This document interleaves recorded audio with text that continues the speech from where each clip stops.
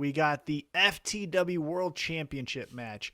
The FTW champion, the Machine Brian Cage versus, and I know it was his hometown, but good Christ, the absolute Ricky Starks. What'd you think of this, Tim? Dude, the pop for Ricky Starks. And God, I wanted him to win so bad, but I really didn't think he was gonna. Like, I thought it was just gonna play out that way. I thought, especially with the reaction, I was like, all right, they're gonna be like, yep, we made the right decision. Let's go all guns Ricky Stark. He's gonna be the new Sammy Guevara. But it wouldn't have worked. I like this better, right? I like this a lot. I was so excited. I literally started jumping up and down at the result of this. So I wanted to get your feedback on this because I wrote this on our Twitter page again at Table Show while we live tweet during Wednesday night Dynamites or whatever night Dynamite airs. We're going to be live tweeting it, and also for Rampage as well. So keep that in your back pocket for the future. What do you think of this FTW Championship? Is it just a title holder of who runs Team Taz? Or I think so, because like Taz even said, like, it doesn't, no companies ever recognize it, and that's how it always will be, and that's how it should be. But I'm like, See, because if you go back, and again, I'm not trying to say like I am ECW historian, but if you go back to the birth of the FTW Championship, it was because Taz, the character, felt like Shane Douglas was never going to give him a title match, so fuck you, I'm the uncrowned champ, but I want a belt to walk around with. I'm the FTW champion. Fuck the world. I'm the FTW champion, right? And so he introduces it when he's Team Taz at the time when Brian Cage was challenging Jon Moxley for the AEW World Heavyweight Championship. Before he got that opportunity, he got the FTW Championship. So at the time, it made sense. But now, I almost feel like in NXT, the $1 Million Championship, I don't know what the future of that belt is.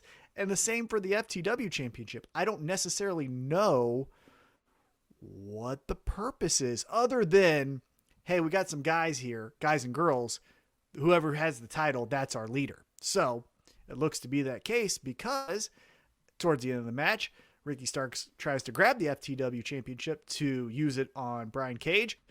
Powerhouse Hobbs is like, hey, no, fuck that. You're not doing that. Do it the right way. And he's like, what? You fucking bitch ass? All right. And so then he turns, they start wrestling. Then Hook gets up on the apron and I was like, hey, ref, look at this. I got a cool haircut. Look at all these people.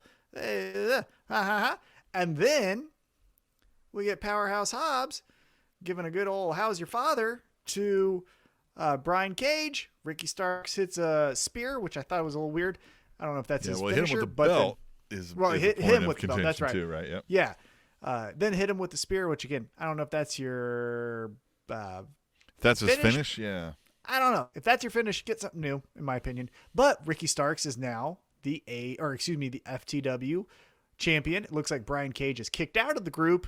Are you excited about this? I am. I think Ricky Starks is a star, but I think this like character of being a snarky heel, the Rock Light or the Rock via 2021, right, is the way to go, right? And Big Josh in the chat says the FTW title is just like the $1 Million belt, and it kind of is, where it's this like, it's not really a title, but they're going to parade around like it's a big prize, and that's fine.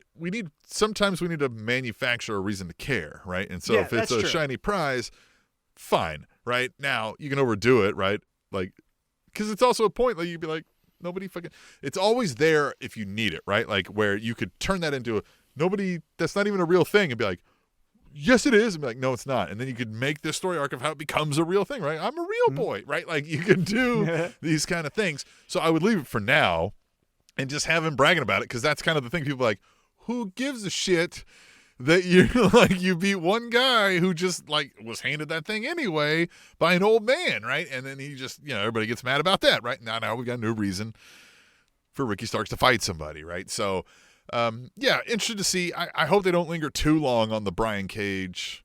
Well, I'm excited about the Brian Cage on his own. Yes. I just hope they don't path of destruction. Like, I hope they don't want to cut this one quick, right?